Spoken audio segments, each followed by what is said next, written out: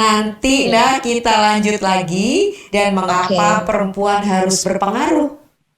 Ya, karena itu skup pekerjaan Endah dan juga dengan latar belakang pengalaman, kemudian sekolah menjadikan Endah seperti saat ini.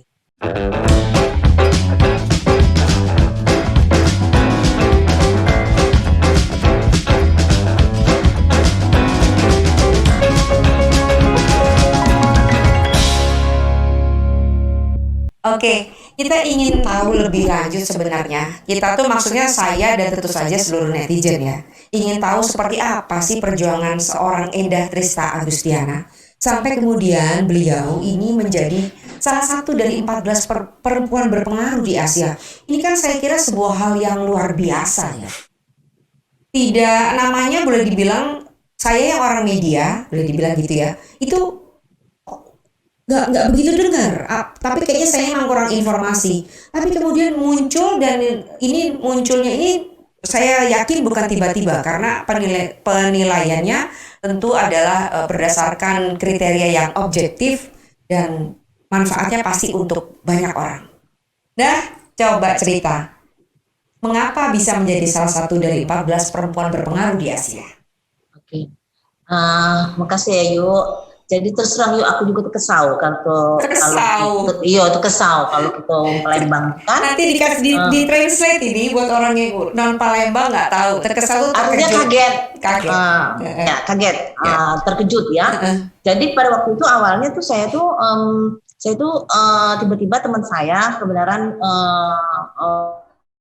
itu dan kebenaran teman saya itu dulu kan dia executive director dari Habibie Center, think tanknya punya Pak Habibie kan. Tapi sekarang dia udah tinggal di Singapura, dia salah satu policy director dari Facebook.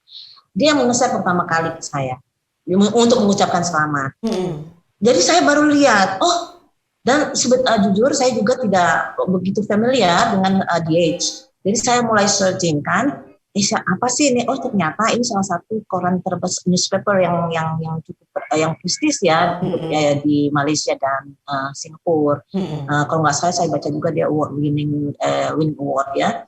Terus udah jadi itu. Terus tapi ini bukan yang pertama kali UN saya dibikin kaget yang membuat saya itu merasa tersanjung dan juga merasa terhormat. Buat saya itu mengalir saja ya, apa yang saya kerjakan itu mengalir. Memang kan saya itu karena kerja dengan hati dan tidak pernah ada orientasi mau dapat apa gitu ya Dah ya. Iya. Jadi itu berawal dari balik cerita kan UN ini lihat saya di Jakarta Post. Nah itu mungkin kalau menurut saya ya cikal bakalnya sepertinya tuh mulai dari situ sebenarnya. Jadi pada waktu itu saya kan bekerja untuk ASEAN US program. Pada waktu itu saya menjadi technical lead. Nah di salah satu meeting di Bali, salah satu wartawan dari Jakarta Post dia kaget melihat saya ini ada perempuan Indonesia yang artinya bukan sebagai yang tapi dia yang sebagai yang salah satu how I say it ya, yang memberikan saran untuk para petinggi-petinggi di ASEAN ya, termasuk misalnya representatif dari 10 negara ASEAN ke sana pada waktu itu. Jadi dia interview saya. Jadi saya menceritakanlah bagaimana. Jadi dia setelah itu Mbak Rita. Jadi Mbak Rita itu langsung wartawan senior juga rupanya. Iya. Jadi beliau menghampiri saya kan waktu itu, Mbak, mungkin salah kali itu ada yang orang bilang. Enggak, saya melihat sekali selama meeting itu kamu benar-benar ini. Akhirnya diwawancara lah itu, dipublis kan. Setelah itu saya tuh nggak tahu Mbak itu bagaimana kejadiannya. Saya kan pindah ke Timor Leste. Saya kerja sebagai advisor untuk program gender di sana kan. Setelah wawancara itu. Sorry sebentar. Jadi Endah ini pernah kerja menjadi konsultannya Parlemen Timor Leste selama 3 tahun. Jadi ya Jadi pertama itu saya itu kan waktu itu dengan UNDP, jadi dengan UNDP? Perserikatan Bangsa-Bangsa. Jadi pada waktu itu saya ditempatkan saya dengan posisi sebagai gender advisor untuk National Parliament of Timor Leste. Tapi sebelumnya, jadi dengan Persatuan Bangsa-Bangsa. Sebelumnya saya sudah dengan UNDP, dengan Persatuan Bangsa-Bangsa di Indonesia. Itulah awal saya kerja untuk bidang konflik dan perdamaian di Poso. Oke, Enda mau cerita Poso nih. Iya. Oke, jadi singkat cerita. Enda kemudian diwawancarai oleh wartawan Jakarta Post tersebut, ya kan? Dan kemudian nama Enda mulai semakin dikenal, boleh dibilang seperti itu. Dan Enda ini, saya sebelumnya udah riset juga soalnya tentang Enda. Enda ini ternyata juga adalah, boleh dibilang sudah seperti saudara dengan Sanana Gusmao, petinggi-petinggi di Timor Leste sana, dan juga di Myanmar, dan juga di Vietnam, ya Enda ya? Alhamdulillah. Jadi kita itu mungkin juga karena kebesaran nama Indonesia ya. Kebesaran nama Indonesia, dan Enda pernah di situ. Jadi orang karena negara-negara lain tuh menghormati kita. Indonesia sebagai negara itu suatu ya kepemimpinan kita, dan kebetulan saya juga orang Indonesia kan, perempuan seperti itu. Contoh saja waktu saya menjadi gender advisor untuk di Laut India di Laos, mereka itu wah Indonesia we are brother we are sister, itu contohnya ya. Seperti itu juga di Timor Leste, bagaimana saya itu benar-benar diterima dengan itu benar-benar buat saya ya pengalaman yang sangat berharga gitu, karena saya itu orang pertama Indonesia sebagai penasehat ditempatkan di lembaga tertinggi negara gitu. Jadi bagaimana coba ya? Jadi pada waktu itu kan tahun 2007 ya. Jadi pada waktu itu masih sangat belum ini ya. Nah, jadi saya diberikan kepercayaan besar seperti itu oleh bangsa dan juga oleh Parlemennya Timor Leste. Saya harus menunjukkan integritas saya kan. Nah, seperti itu. Dan juga waktu di Kamboja seperti itu juga, waktu di parlemennya Vietnam seperti itu. Jadi boleh dibilang Enda ini spesialisasinya memang Asia, ya, Asia. Dan ini coba tolong dikasih cerita tentang bagaimana Enda itu kuliah di Ohio untuk S3 dan dengan studi penelitiannya itu Poso, bener nggak dah? Iya. Nah, jadi waktu itu kan kita setelah reformasi. Jadi ada Ibu Elizabeth Collins yang biasa melakukan penelitian di Indonesia. Ibu Elizabeth Collins itu profesor ya di Ohio, itu udah seperti ibu saya sendiri. Indonesianis itu ya, Dah ya kalau nggak salah. Indonesianis, yes. Jadi dia pada waktu kita reformasi setelah tahun 1998 dia datang, kan saya yang biasanya membantu beliau untuk untuk penelitiannya kalau dia penelitian di Indonesia. Nah pada waktu itu beliau kan menawarkan saya, jadi juga Pak Amran Halim, Ibu Zainab Bakir, dan juga ini bilang kalau ada kesempatan, ini anak nih katanya dia besar sekali gitu, dia harus sekolah lagi. Begitu ya. Terus akhirnya ditawarkan saya ke sekolah. Nah, pada waktu S3 kan dengan biaya jadi ada beasiswanya itu dari Ohio University, dari Perserikatan Bangsa-Bangsa bidang kependudukan, satu lagi itu Asia Foundation, Ford Foundation yang memberi saya, Ford Foundation. Karena kan biayanya kan nggak cukup tuh untuk menutupi semua, jadi ada 3 combine. So setelah itu kan saya nulis satu-satu, gimana keterlibatan saya di Poso. Jadi pada waktu itu akhir tahun 99. Awal tahun 2000, saya tuh sebenarnya interest saya adalah ke dating violence.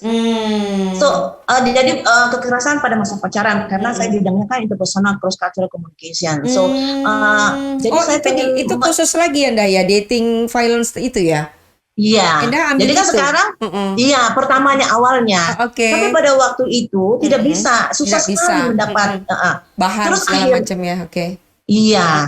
Terus Mm-mm. saya melihat Mm-mm. Perserikatan Bangsa-Bangsa membuka lowongan untuk Mm-mm. menjadi advisor gender di bidang konflik Mm-mm. di Mm-mm. di Di Poso Poso. pada waktu itu. Mm-mm. Nah, Mm-mm. saya daftar aja gitu. Mm-mm. Karena profesor saya bilang gini, saya daftar terus itu ternyata banyak juga itu. Oh, saya nggak menyangka lah bisa diterima itu. Saya nggak ada yang backup itu satu yang pembelajaran. Kita harus yakin percaya diri kita Pada diri sendiri sendiri, bahwa kita oke. itu bisa. Kita itu perempuan Indonesia itu perempuan hebat, nggak kalah gitu ya. Saya itu terpilih satu pertama kali anak diplomat bukan bahasa apa bukan bahasa Inggris apa namanya itu apa ya namanya Apa? biasanya kan belum pernah kerja di UN gitu kan seperti itu. Jadi saya terpilih itulah terus saya kan masih ada masalah nih dengan disertasi saya. Akhirnya profesor ibu sama Dr. Hale sampaikan kan di konflik kamu pasti akan menemukan banyak isu yang violent. So kenapa tidak di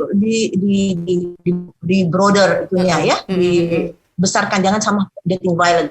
Once you meneliti tentang konflik akan ditemukan juga. Jadi diangkat juga isu dating violent di konflik. Tetapi Itulah kenapa saya terlibat di Poso. Berapa lama Indah di sana? Di Poso itu saya jadi awal pertama itu 4 bulan. Saya pertama awal 4 bulan karena itu kan saya harus balik ke Ohio kan. Ohio. Saya harus untuk ke Ohio University. Terus habis itu saya disuruh balik lagi kan. Sudah selesai, saya diminta lagi untuk kerja di UNDP itu. Nah, jadi hasil penelitian saya di Poso tentang life experience, women's life experience di Poso. Selain itu saya juga membuat laporan itu untuk pertama kali Indonesia mempunyai laporan yang implementasi UN Security Council 1325 on Women, Peace and Security. Nah, pada waktu itu kan UN Security Council tentang Women, Peace and Security itu kan baru diadopt tahun 2000. Nah, kita sudah punya laporannya 2000 tulisan saya dan juga dengan karya Pak Pahan. UN mungkin tahu. Itu untuk pertama kalinya dan dijadikan contoh untuk negara-negara lain. Jadi di Poso itu benar-benar saya melihat ya bagaimana perempuan itu berperan besar di dalam mengusung perdamaian. Mulai dari akar rumput sampai kepada melobi ya seperti itu. Itu benar-benar saya belajar banyak bagaimana itu perempuan Indonesia itu benar-benar penuh cinta kasih dan juga pejuang dan juga pekerja keras dan juga cinta damai. Itu jadi ada beberapa peran yang ternyata bisa Endah temukan pada konflik Poso tersebut, khususnya bagi perempuan gitu ya, memainkan peranannya. Iya. Oke. Jadi jadi saya waktu itu bersama-sama pada waktu itu Eva Bande kalau kenal yang penerima juga penghargaan Tianhim ya, itu dia sama-sama saya waktu itu di Poso, sama ada juga Soraya Sultan yang KPST pernah juga waktu itu dia. Itu adik-adik saya pada waktu masa kita bekerja sama ya, maksudnya mereka yang banyak membantu saya. Jadi apa yang saya dapat itu adalah apa yang mereka lakukan buat negara ini. Jadi saya itu banyak juga belajar dari perempuan-perempuan hebat ini. Oke. Nah, sekarang gini pertanyaannya. Endah ini kan sudah luar biasa ya, bisa berkarir dan orang yang kepengen perempuan juga ingin tahu bagaimana dengan kehidupan rumah tangga. Ini bukannya apa, tapi ini kerana privat. Ya, karena kan Endah ini seorang aktivis, seorang yang kritis kan seperti itu ya. Tapi Endah tuh punya keluarga yang harmonis, punya anak perempuan 2, kayaknya udah ketularan ibunya juga. Silakan cerita kapan ketemu suami, bagaimana dukungan suami dan segala macam. Silakan. Ya, jadi memang kita itu ya benar-benar bahwa kita itu semuanya itu tergantung selain kita, jadi kita yang menentukan jalan hidup kita sebagai individu. Kita harus ini bisa menentukan jalan hidup. Oke, ini digarisbawahin dulu nih buat anak muda, terutama buat perempuan. Coba tolong diulang lagi. Kita inilah sebagai yang menentukan jalan hidup kita, ya. Oke. Kemudian tadi ada satu Endah yang bilang, sorry Endah, harus percaya diri. Iya. Harus yakin. Percaya diri. Iya. Terus juga harus jadi fighter gitu. Pejuang. Ya, pejuang. Kegagalan itu adalah proses untuk menjadi pemenang. Kalau kita menang terus kan bukan pemenang namanya. Karena kalau ada gagal dulu baru kita menang kan. Seperti itu kalau saya ya. Jadi balik ke situ tadi, sampai mana ya? Iya. Jadi bagaimana Endah bertemu suami, bagaimana dukungan suami. Oke. Anak-anak. Iya. Nah, jadi kan memang kan saya sudah mengambil keputusan bahwa saya harus mengambil awalnya ya S2. Artinya sementara kan suami saya tidak bisa, dia punya kehidupan. Jadi saya kalau kita ingin hak kita dihargain, pilihan kita dihargain, kita juga harus menghargai hak dan pilihan orang lain. Nah, demikian juga yang suami saya. Jadi karena suami saya memilih untuk tetap di Indonesia dan menjaga anak-anak. Anak-anak masih kecil ya. Dan saya memang inilah cita-cita saya. Jadi itu sebelum pernikahan tuh udah dibikin dulu itu. Maksudnya pokoknya ya kalau kita udah kawin ya, pokoknya saya harus kejar lo S2. Maksudnya sekolahnya tetap kayak gitu. Kalau nggak usah kawin dulu deh, dulu aja lagi. Gitu. Nah, jadi dengar nih buat anak-anak gadis ya kan, kejar cita-citamu dulu. Iya. Oke, terus dah. Iya. Terus di dalam konsep kita, walaupun pasangan ya, kita mengharapkannya selama hidupnya kita selalu berdua. Tapi kan kita tidak pernah tahu siapa yang dipanggil duluan, ya kan? Makanya kita itu harus mandiri secara emosi, kita itu harus mandiri secara ekonomi, kita itu harus mandiri secara pendidikan. Pada saat kita kesempatan untuk berkumpul itu ternyata terputus misalnya, itu kita bisa survive, ya. Nah, akhirnya pilihan saya pergi kan. Nah, kan komunikasi sudah berbeda. Pada saat itu tuh kita telepon-teleponan terus, memang kalau waktu saya di Inggris. Tapi kan sekarang, jadi kita anggapnya tuh ada 4 rumah tangga pada waktu saya di mana, suami saya juga kan pindah tugasnya, anak saya di Palembang, terus anak saya satu lagi kuliah di UI pada waktu mereka masih semua sekolah. Tapi sekarang kita kan sudah kumpul semua. Jadi intinya adalah kepercayaan gitu. Jadi kepercayaan antara kita dengan pasangan bahwa kalau saya saya yang dihadapin saya ini adalah bahwa saya sekarang sekolah terpisah dengan suami dan anak-anak. Jadi saya percaya sama keluarga saya, sama suami saya, sama anak-anak saya, mereka akan melakukan yang terbaik karena mereka melihat bundanya ini berjuang bukan bersenang-senang. Seperti itu. Dan memang itu kuncinya adalah kepercayaan juga, komunikasi, kepercayaan dalam keluarga. Tapi memang kita tidak ada tantangan pasti ya, itu tantangan. Ada tantangan, ada godaan. Iya, pasti itu kan namanya manusia ya. Kita kan manusia itu sosial, manusia itu selalu berproses. Cuma kuncinya adalah bagaimana kita memanage itu tantangan-tantangan itu memberikan suatu hal yang positif seperti itu. Jadi saling percaya ya. Iya. Saling percaya. Iya. Terus apa lagi? Terus support keluarga, support suami, support anak-anak. Kalau saya kebiasaan di dalam rumah saya juga tuh, misalnya kalau saya sudah di dalam kamar, saya kan punya ruang ini sendiri. Kalau sudah di dalam kamar, berarti Bunda kerja. Pasti izin dulu, Bunda ini bisa nggak ini? Tidak pernah. Nah itu bentuk penghormatan ya. Dan saya juga kepada anak-anak saya, kepada suami saya itu tidak pernah yang namanya renang bersih buat mereka. Saya tidak pernah otak hati. Saya tidak pernah itu namanya pegang HP suami, buka HP anakku, apa pakai kita itu hal sepertinya hal yang sepele. Tapi itu kan adalah merupakan fondasi daripada respect dan kepercayaan seperti itu. Oke, dah. Ya, alhamdulillah. Ya, oke. Sekarang Endah tuh pekerjaannya apa sih sebenarnya? Oke, jadi Udah ngomong ngalor ngidul, tapi orang nggak tahu pekerjaan Oke. Endah apa. Oh iya, Kenapa bisa jadi perempuan iya, berpengaruh kan gitu ya?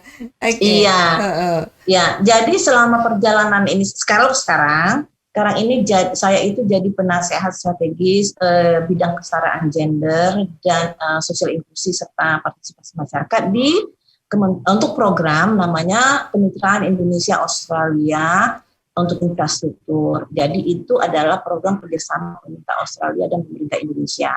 Dan saya itu ditempatkan sekarang ini di Kementerian PUPR. Jadi saya itu sudah dua tahun lebih, sudah hampir 2 tahun setengah kurang lebihnya seperti itu. Nah, kenapa pertanyaannya di Kementerian PUPR, Endah pernah cerita tuh ke saya. Apa Jadi kan kaitannya? gini, oke. Jadi kan gini, jadi memang pada waktu itu sebenarnya jujur ya, pada waktu itu kan saya masih di luar ya, Jadi ada keinginan bahwa teman-teman tuh udah teriak kan, namanya tuh balik lah ke Indonesia gitu, ngapain lagi gitu ya. Jadi ada keinginan itu. Terus saya lihat itu ada lowongan. Jadi kan semua kan harus proses seleksi yang buka ya. Jadi pada waktu itu jujur saya melamar dan saya itu yang terpilih seperti itu. Nah, kenapa di PUPR itu penting untuk kependekatan PUG yang istilahnya pengawasan gender, melibatkan yang mengintegrasikan sosial inklusi, karena kan prinsip daripada infrastruktur itu adalah untuk semua. Untuk semua. Jadi satu, perempuan dan laki-laki itu berbeda. Pembagian kerja antara perempuan laki-laki itu berbeda. Tugasnya juga dalam rumah itu berbeda. Jadi artinya kebutuhan mereka terhadap infrastruktur pelayanan publik juga berbeda. Misal, misalnya kan kalau biasanya dalam konsep kita itu adalah yang sering ngantar anak, sering ngantar orang sakit itu siapa? Perempuan. Laki-laki pada umumnya bekerja di kantor. Yes, mencari nafkah. Itu tapi kan tidak semuanya seperti itu. Yeah. Nah, artinya pada saat kita memberikan fasilitas untuk pelayanan publik yang terkait infrastruktur untuk fasilitas publik itu harus dipikirkan seperti itu. Misalnya, membuat halte itu atau tempat penyeberangan itu harus memikirkan bahwa juga akomodasi kebutuhan perempuan. Terus bagaimana misalnya kekerasan seksual atau seksual harassment di publik itu kan banyak terjadi. Nah, bagaimana misalnya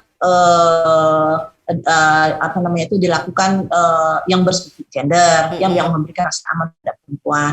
Yang ketiga sekarang ini kan kita COVID ini kan bahwa pandemi. Kita itu tidak pandemi ini kan tidak ada jalan lain apa untuk pencegahan, pakai masker, cuci tangan, pakai sabun kalau ada, ya kan, apalagi jaga jarak dan sebagainya. Nah, perempuan itu pengelola air paling banyak. Jadi artinya sementara fasilitas air itu pun untuk mencegah itu kan artinya fasilitas berarti air mesti banyak pakai air. Kita jangan berprinsipnya jangan perkotaan misalnya. Misalnya perkotaan yang kumuh aja. Lihat bagaimana kita bisa cuci tangan kalau tidak ada fasilitas air bersih yang cukup. Artinya kalau tidak ada fasilitas air yang cukup, artinya perempuan yang biasa mengupayakan air kan perempuan kalau dalam keluarga, karena kan dia memasak, dia mencuci, memandikan anak. Berarti kan itu membebankan memberikan kerja berat pada perempuan. Seperti itu. Tapi kalau dia aksesibel dan dekat sekali dengan rumah, misalnya kalau tidak bisa di dalam rumah, paling tidak misalnya yang untuk community air bersih kan itu harus dekat yang aman untuk perempuan. Misalnya seperti itu. Nah, jadi kurang lebih seperti itu ya, bahwa perlibatan masyarakat itu sangat penting. Kan namanya itu kan untuk masyarakat, penikmatnya kan masyarakat. Ya, jadi mereka harus dilibatkan dalam proses pembuatan keputusan. Dan Endahlah yang mendorong bagaimana itu semua bisa terlaksana gitu ya kira-kira ya. Salah satunya. Okay. Sekarang pertanyaan gini dah.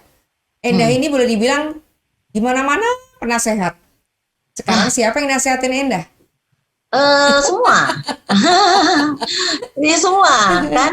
Siapa? Jadi Saya itu kalau di ya suami, ya anak-anak itu suka nasihatin bundanya. Apa contohnya? Contohnya ya, misalnya kalau saya itu misalnya aja apa ya, kalau misalnya kalau ngomong kan suka cepat. Bunda jangan Coba cepet-cepet bundanya, gitu ya. iya Oke. contohnya. Kalau Terus suami nasehatin Enda apa? kalau suami saya itu super baik. Super Em, baik, super baik. jadi iya, jadi kita itu jujur ya, namanya berantem itu tidak pernah. Apa ya, dia sangat support saya, Sangat support. sangat support saya. Paling kalau misalnya, paling yang biasa ya anak-anak nasihatin itu, Bunda jangan kerja terlalu keras, karena kan saya itu kerjanya sampai malam. Saya itu kalau kerja sampai kadang-kadang sampai jam 3 pagi, 4 pagi saya baru ini selesai. Mereka Ngingetin biasanya ya. mengingatkan, Ngingetin ya. iya. Kadang-kadang Oke. saya lupa makan, jadi anak sana Ya ya saya Allah. mengingatkan. Biasa. Nah, nah jadi ya intinya tuh yuk ya, untuk terutama untuk anak-anak kita, kita tuh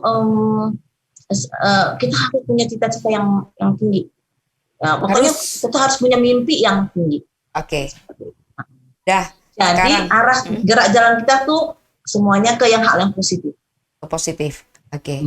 Dah. Enda pernah dengar istilah alpha female? Alpha female? Enda itulah orangnya alpha female. Oh, nah inilah saya itu suka tidak itu apa itu alpha female? Tidak Perempuan apa ya? alpha. Perempuan Oh, gitu. alpha. Ya. Dan semua itu ada dalam diri Enda karena Enda bisa berperan sebagai perempuan yang punya karir sukses, menjadi istri yang saling menghargai, respect dengan suami, mendengar nasihat suami, dan punya anak-anak yang nurut. Boleh dibilang gitu, kita sebagai orang timur balik-baliknya ke situ ya, kita bukan orang barat. Bukan berarti orang barat nggak nurut, tapi kan kita tentu adat ketimuran itu beda ya. Iya. Itu. Nah, jadi Anda adalah alpha female, perempuan berpengaruh. Nah, sekarang pertanyaannya, kalau Enda punya mantu, mensyaratkan seperti apa, dan kemudian mengharapkan anak-anak Enda kan perempuan semua nih, ya, kelahiran 95 sama 97, gitu ya. Ya. Menjadi perempuan berpengaruh juga kah? Siapanya? Anakku? Iya, anak. Oh, oke. Anak Enda, dan juga bagaimana Enda bisa melahirkan, boleh dibilang memotivasi perempuan-perempuan supaya berpengaruh dalam arti positif mulai dari lingkungan terdekat. Iya. Gitu. Silakan dah. Dua pertanyaan itu. Mau dapat mantu yang pecah mano? Yo. Kalau aku yang penting dia biasa sayang, harus sayang dulu, harus cinta dulu. Kalau namanya orang cinta dan sayang, akan timbul rasa saling menghormatin, respect, kerja bisa menjalin terus ya kehidupan bersama ya. Dan yang jelas tuh bisa memberikan contoh yang baik kepada saling bisa memberikan contoh yang baik ya kepada anakku, bisa sama-sama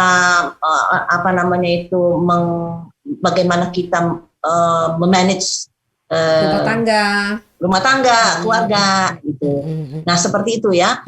Karena yang kedua, apakah untuk menjadi perempuan yang berpengaruh? Menurut saya kan saya melihat berpengaruh itu penting karena satu, kita tuh berpengaruh dalam konteks mempengaruhi diri kita sendiri. Jadi kita tuh harus mampu untuk menguasai diri kita sendiri untuk menentukan, oke, nih I want to do this.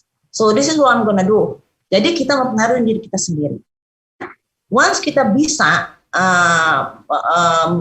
menentukan ya, jadi berpengaruh bukannya kamu mau exercise your power over others, no. Tapi itu bahwa kita mampu membuat keputusan untuk diri kita sendiri. Itu satu penting ya. Jelas memang kita harus perlu mendengar pendapat-pendapat orang lain. Tapi kehidupan kita itu kita. Nah, orang lain itu adalah yang memberikan arahnya supaya menjadi lebih baik. Yang kedua, terus berpengaruh untuk orang lain. Berpengaruh orang lain artinya kita itu bisa bersama-sama mengajak ya untuk orang-orang lain itu mempunyai untuk tujuan bersama seperti itu. Artinya tujuan yang positif, menginspirasi, of course ya, everyone ya. Kita itu tanpa disadari loh sebenarnya. Kayak saya itu tidak pernah melabelin saya sendiri, Ayu. Makanya saya suka kaget-kaget. Jadi apa yang saya lakukan itu selalu dengan hati dan saya selalu ingin melakukan sesuatu yang membuat orang bahagia dan orang merasakan manfaat. Itu aja. Nah, itulah juga yang akan saya tanamkan. Kita itu harus melakukan sesuatu yang bermanfaat, tapi tidak berhenti di kita. Jadi, bagaimana menjadi orang yang berpengaruh bahwa manfaatnya itu adalah untuk orang lain. Karena kita itu adalah kan makhluk sosial ya. Makhluk sosial. Oke. Karena kalau cuma sampai kita saja, kita menjadi sangat ignorance, menjadi sangat sombong. Kita menjadi merasa super tahu, kita menjadi super hebat, kita menjadi merasa super kaya secara spiritual dan material. Nah, tapi kalau kita selalu menempatkan juga bahwa berpengaruh itu adalah bagaimana orang lain bersama-sama bisa merasakan, menikmati kenikmatan ya, hasil-hasil pembangunan, itulah yang namanya on equal basis ya. Itu dengan prinsip-prinsip kesetaraan dan keadilan. Itulah menurut saya mereka adalah orang yang mampu berpengaruh dan memang tantangannya besar. Ya itu tadi. Good ya. answer enggak? Dah, good answer. Ya. Ya jawaban yang bagus, dan lagi itu semua tentu keluarnya dari hati karena itulah yang dilaksanakan oleh Endah sepanjang hidupnya. Insya Allah begitu ya Endah ya. Amin. Dan Amin. semakin menjadi menginspirasi banyak orang, terutama perempuan, hidup Endah juga semakin bermanfaat. Oke. Ya, nggak terasa sudah 1 jam lebih malah ya, 1 jam lebih perbincangan kita ngobrol-ngobrol ini Endah. Semoga Endah semakin sukses, selalu sehat, dan berpengaruh itu tadi. Saya tertarik sekali karena harus mempengaruhi diri sendiri dulu, baru bisa mempengaruhi orang lain, tetapi untuk tujuan adalah kebermanfaatan. Iya. Ya, karena kan kita kan harus yakin, harus percaya, harus ini. Kalau kita aja ragu, bagaimana kita bisa mempengaruhi orang lain? Betul. Oke. Ya kan? Yakinlah pada diri sendiri. Ya. Oke. Dan kita akan ngobrol-ngobrol lagi nanti. Kita harus ngopi-ngopi bareng. Mudah-mudahan pandemi segera lewat. Ya. Ya, nanti. Makasih banyak, aku akan ke tempatmu. Endah juga harus main ke Palembang. Iya, jadi saya ini karena terikat dengan prokes dari kantor yang ketat, jadi sudah setahun lebih tidak bisa ke Palembang. Saya kangen sekali. Oke. Dah. Ya, salam buat ini. Tunggu dulu. Endah tolong kasih pesan-pesan dulu buat netizen sekalian. Pesan-pesannya seperti apa dalam konteks itu tadi ya? Dalam konteks Endah sebagai perempuan yang menginspirasi. Iya. Itu ya, jadi saya selalu kejar cita-citamu, ya, apapun itu cita-citamu, lakukan yang terbaik untuk diri sendiri, keluarga, masyarakat, dan negara. Itu yang paling penting. Dan jangan lupa bahwa kita semua ini manusia diberikan potensi yang sama, baik laki-laki maupun perempuan. Jadi khususnya untuk perempuan, kita percaya diri bahwa tunjukkan bahwa perempuan Indonesia itu juga hebat. Bukan hanya hebat di Indonesia, tapi juga hebat di mata dunia. Oke, keren sekali pesannya. Dan saya yakin itu semua bisa kemudian menyemangati kita semua, perempuan di Indonesia, bersama Endah Trista Agustiana, PhD. Sampai jumpa pada Makasih banyak. tamu Weni berikutnya, dengan menghadirkan tamu-tamu saya yang keren-keren, sekeren Endah. Dah. Pempek yuk ya. Oke, beres.